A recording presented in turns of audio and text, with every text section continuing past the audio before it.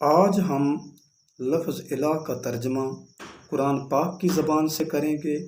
آئیں دیکھیں اللہ رب العزت نے 20ویں پارے کے آغاز میں سورۃ نمل کی آیت نمبر 60 میں کس انداز سے کیا ہے۔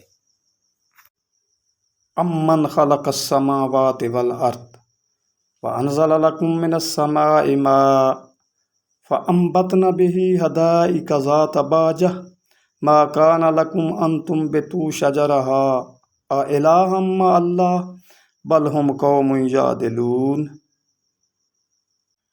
کون ہے جس نے زمین و آسمان بنائے، اور کون ہے جس نے تمہارے لیے آسمان سے پانی اتارا؟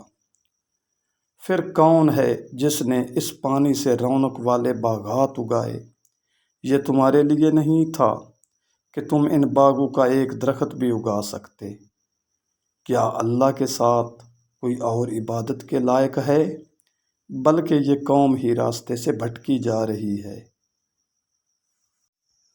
آج ہم نے آیت نمبر 60 کے حوالے سے لفظ الہ کا ترجمہ کیا ہے، اور انشاءاللہ اگلی ویڈیو میں ہم آیت نمبر 61 کے حوالے سے ترجمہ کریں گے۔